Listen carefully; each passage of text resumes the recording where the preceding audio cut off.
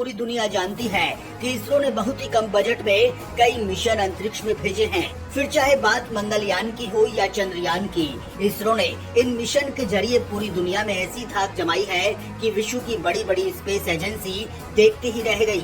हमारे चंद्रयान ने ही सबसे पहले चांद की सतह पर पानी की मौजूदगी के बारे में पता लगाया था। इतना ही नहीं, मात्र 450 करोड़ की रकम में इसरो ने मंगलयान जैसे जटिल मिशन को सफलतापूर्वक अंजाम दिया।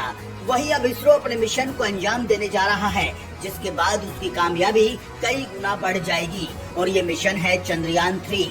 इसरो ने बताया कि अगले साल जून में चंद्रयान 3 के प्रक्षेपण का प्लान है।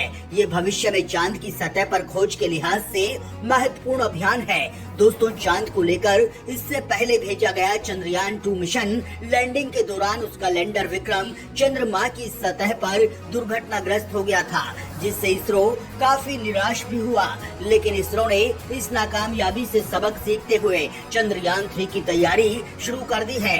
तो चलिए जानते हैं कि इस मिशन को लेकर इसरो क्या तैयारी कर रहा है, ये कैसे काम करेगा और इसरो आने वाले समय में किन मिशन की तैयारी कर रहा है। दोस्तों, इसरो ने लंबी मेहनत के बाद साल 2019 में चंद्रयान 2 मिशन को अंजाम दिया था, लेकिन चंद्रमा पर लैंडिंग करते हुए विक्रम लैंडर की सॉफ्ट लैंडिंग नहीं हो पाई और विक्रम लैंडर से सभी तरह के संपर्क कट गए। ऐसे में ये मिशन पूरी तरह से सफल नहीं हो सका।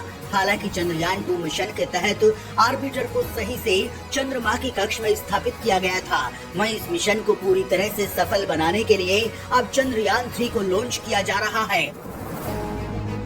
भारतीय अंतरिक्ष अनुसंधान संगठन ने अगले साल जून में चंद्रयान 3 के प्रक्षेपण की योजना बनाई है, जो भविष्य में चांद की सतह पर खोज के लिहाज से महत्वपूर्ण अभियान है। चंद्रयान 3 के तहत केवल लैंडर और रोवर ही चांद पर भेजे जाने वाले हैं। चंद्रयान 3 में अलग से लेजर डॉपलर वेलोसिटी मीटर भी लगा होगा, जो इस मिशन को और भी सेफ बनाएगा।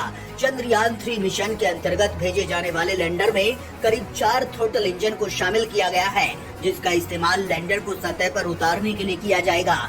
अब तक भारत ने किसी दूसरे ग्रह या उसके उपग्रह पर कोई रोवर लैंड नहीं करवाया। चंद्रयान 3 हमारे इसी सपने को पूरा करेगा।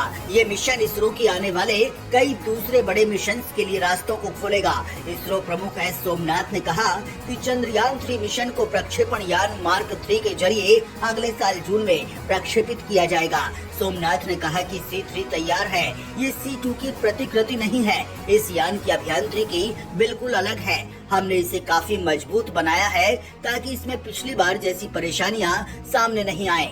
उन्होंने कहा कि इसमें कई बदलाव किए गए हैं। किसी भी उपकरण के विफल होने की सूरत में अन्य उपकरण इसकी भरपाई करेंगे। उन्होंने कहा कि ये रोवर यात्रा की ऊंचाई की गणना करने और खतरे से मुक्त स्थानों की पहचान करने के लिए बेहतर सॉफ्टवेयर से लैस है।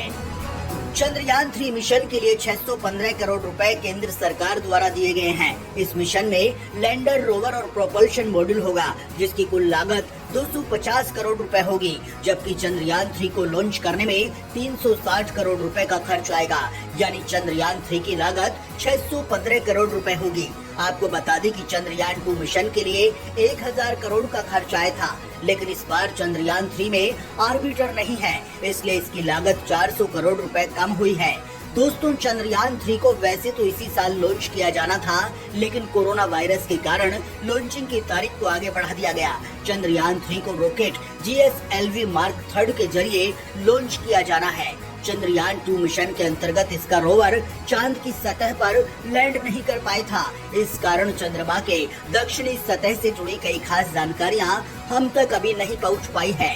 ऐसे में चंद्रयान 3 मिशन का काम चंद्रयान 2 के उसी मकसद को पूरा करना है।